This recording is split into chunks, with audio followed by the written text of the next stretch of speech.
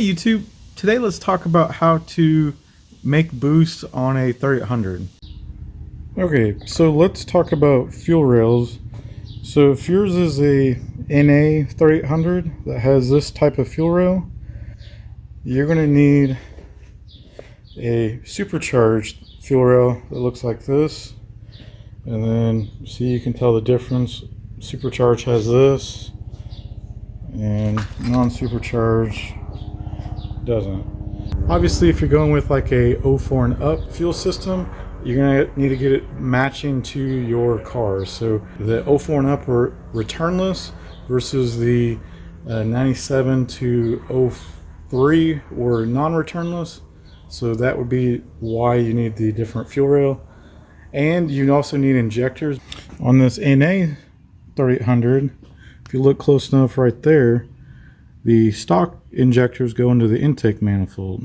On the stock supercharged ones, they go into right there. They go into the cylinder head. That's why you need different injectors. So these are supercharged injectors. They match. These are stock Bosch style that match my injector type, which are right there. So since they have the same plug, that's why I got these. So you need to match your injector based on the pigtail you have. And then another thing, the sensor part. So I got two different brackets and two different sensors. This is the map sensor from a Gen 2 supercharged. If you look close enough, the pigtail is different. So you can go buy a ZZP adapter harness to make it fit from your NA to this, or the better route, which works, is get the off the Gen 5 supercharger or Series 3 supercharged engines. Get these map sensors, and because of this uses the same pigtail as your NA 3800. And the good thing about this is, using this engine as an example, normally this sensor is mounted somewhere right about here on the back of the supercharger. Well, your stuff is right there. So if you get this bracket, you can place the supercharger sensors closer on this side. You don't have to cut any wires, you just plug and play. Versus a lot of people mount this to the back and then wonder why their pigtail from there to here won't fit, and they have to splice, and now they have electrical gremlins. Versus this, not saying this, but somewhere in this vicinity fixes your issue if you mount it to the front of the supercharger instead of the back. Another thing that's a little bit different is the hose routing from the brake booster to the supercharger. So you may have to cut down your factory hose, or like this one was 500 yards, so this gives you the right reference. The next thing is cylinder heads. Cylinder heads and valve covers. So if you look close enough on these valve covers, obviously they look identical to the NA cylinder heads, except for that one little thing right here. They have injectors in the cylinder head instead of the intake. That's what makes them different. Now these are actually off of a Series 3 supercharged engine, but you can get the Series 2 cylinder heads off of a supercharged engine because they're the same.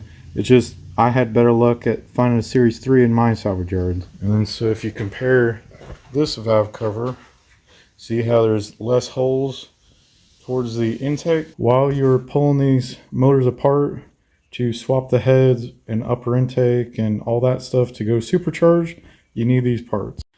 So if you don't have a special torque wrench to torque yield the head bolts on a 3800, get these. These are Pontiac supercharged head studs.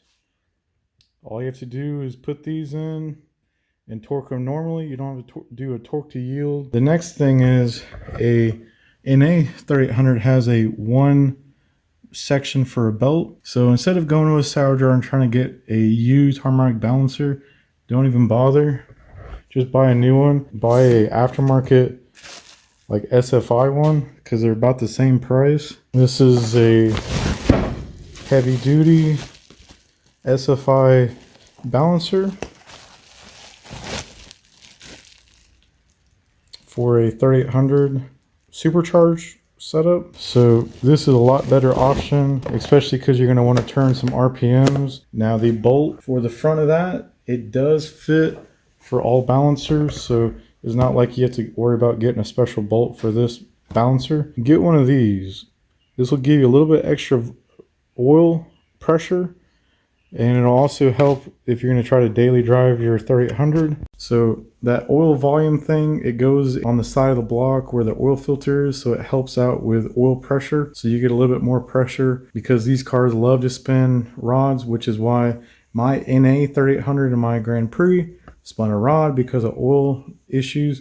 And so I'm trying to prevent it in the new motor from having oil issues. You might also think about getting a longer oil filter. This one is, here's the part number.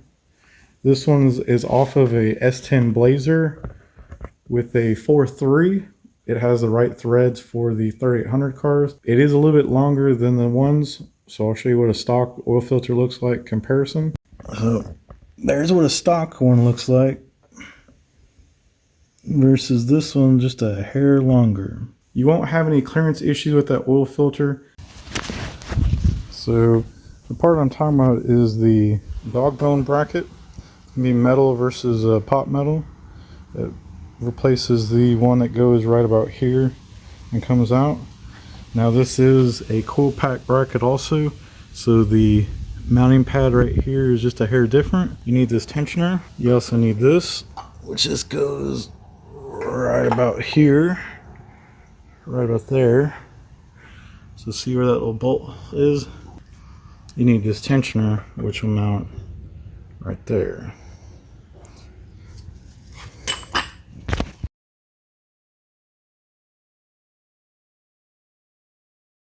You need a computer. So because my car's a 99, I know the 98 and 99 ECUs are the same. I got a 98 supercharged ECU to get a HP Tuner's tune for it, so I can figure out how to tune it myself after I get a base from like Intense or ZZP down the road. But you need a ECU, and you need to get it based on what year your car is. So like if yours is a 2000 up, you'll need to get one to match that year. The 04 and ups match that year. And then I think it's like 97 is a year on its own. 98 and 99 are similar. And so that will tell you, get the ECU match your connector. And then the last thing on the list we'll talk about is supercharger. So for all the ones that are doing the top swaps on these cars, skip trying to find an Eaton Gen 3 supercharger from a early generation supercharged car. You're just wasting your time and effort, especially if you're going to want to upgrade down the road. So just find a Gen 5, which is what I did, and they're cheaper than the Gen 3s. So I'll show you right here. So Gen 5 supercharger with lower intake. Now one thing to think about while you're doing it is you need this switch, the bypass, and then also Gen 5 supercharged have a different alternator bracket. So this is their brace for the alternator bracket. But get this instead. Now obviously this one's missing that piece. That's the same for Gen 3 and Gen 5 superchargers. This is the same, and then this is the same. So this you can get off at any year supercharged.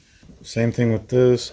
This brace is particular to the Gen 5s. And then tell the difference between a Gen 5 to Gen 3 is Gen 5 has no mounting holes here to hold the fuel rail. This Like if this was a Gen 3, you'd have a hole probably right about here with where you'd put a bolt or a stud to hold your injector rail in. Because this is Gen 5, it's ribbed only with no stud. So that's the difference. So because you're going from an NA car to a supercharged motor now, the recommendation would be get that adapter flange that I showed you on the NA intake, which they called a Gen 5 adapter to L67. Get that and do the L67 throttle body. If you want to stay pretty stock and you don't want to have to hunt for more stuff, if you want to go all out and say I don't want that adapter, then you need to get a North Star adapter, and then that's where stuff gets a little bit more complicated because you need a mass air. So this is a North Star slash LS style mass air versus right here is your 3800 mass air. So if you stay with this throttle body setup, everything plugs and plays with this adapter on the Gen 5 supercharger, or now you have to figure out how to mount this, and you're gonna need a custom tune on top of, you need a North Star throttle body. Now, that's the things that I'd recommend. Now I did this on the cheap. I got all this from a local junkyard and one guy off Facebook Market. I think I spent like 150 bucks. So it's a really good deal. If I would have probably spent another 150 bucks, I probably would have had a complete motor. That should cover all the stuff that you need to top swap or supercharge your NA 3800. If this did bring you value and did help you out so you don't have to look through forums, Facebook, read a book, all this stuff, that it gets confusing because of the add-ons over the years of what people have done in the past to what they've done now. If all that has been an issue and confused you some, I hope this cleared up some of the issues to help you out to build your supercharged NA motor. So if this did, like the video, subscribe, and we'll see you on the next one.